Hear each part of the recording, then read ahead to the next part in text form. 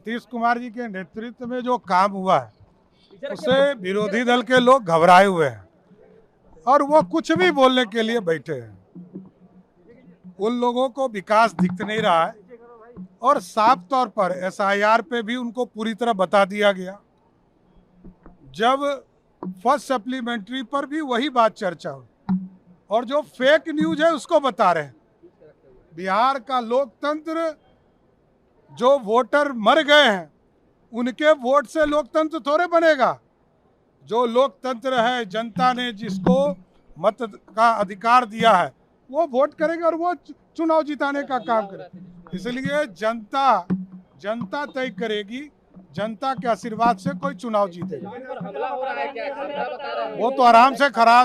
देखिए, जिस परिवार में लालू प्रसाद जी Z+ में, उनकी माताजी राबड़ी देवी Z+ में, तेजस्वी यादव Y+ में, उनकी बहन मीसा भारती Y सेक्रेटरी में, तेजस्वी की पत्नी कुछ भी नहीं है, उनको भी सुरक्षा बिहार की सरकार ने दिया। नीतीश कुमार की अगुवाई वाली बिहार सरकार एक बार फिर विपक्ष के निशाने पर है, लेकिन सवाल ये उठता है कि वास्तव में सरकार पर हमला हो रहा है या विकास देखकर विपक्षी खेमा खुद घबराया हुआ है। विधानसभा में नीतीश सरकार के मंत्री जोर देकर कह रहे हैं कि राज्य में जो विकास हुआ है उससे विरोधी बौखला गए हैं। उनका साफ कहना है कि विरोधियों को विकास दिख ही नहीं रहा क्योंकि उनकी राजनीति सिर्फ अफवाहों पर टिकी है। बात यहाँ पर SIR की हो, फेक न्यूज की हो या सप्लीमेंट्री बजट पर हुई चर्चा की क्यों ना हो, सरकार का पक्ष एकदम साफ है। बिहार का लोकतंत्र अब अफवाहों से नहीं, मतदाताओं की जागरूकता से चलेगा।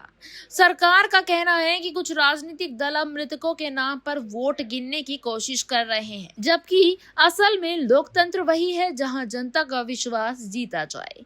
नीतीश सरकार में मंत्री खुलकर कह रहे हैं जनता तय करेगी कौन जीतेगा और जनता का आशीर्वाद ही असली शक्ति है। लेकिन बात सिर्फ विकास तक सीमित नहीं है। अब सवाल यहाँ पर ये उठ रहा है सुरक्षा को लेकर। जी हाँ, जब विपक्ष कहता है कि उन पर हमला हो रहा है तो जवाब में सत्ताधारी दल तंज कसते हैं।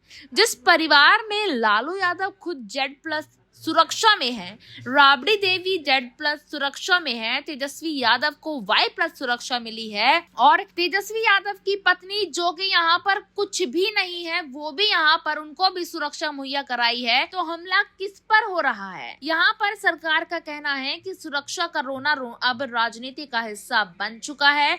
हर बात पर विपक्ष को साजिश नजर आती है, लेकिन जब बात डेटा रिपोर्ट और जमीन पर हुए काम की आती है तो वहाँ वो चुप्पी छा जाती है। बड़ा सवाल यह है कि क्या नीतीश कुमार की सरकार पर विपक्ष के सारे हमले बेअसर है या फिर यह शुरुआत है कि एक बड़े राजनीतिक पलटवार की। इसी बीच आपको बता दें कि विधानसभा का सत्र जो यहाँ पर अभी तक बिहार में चल रहा था, इस दौरान बिहार में तेजस्वी यादव और सम्राट चौधरी की खूब बहसी हुई। विपक्ष जो है यहाँ पर सरकार पर हमला करते नजर आए, नीतीश कुमार को भी काफी कुछ कहते नजर आए।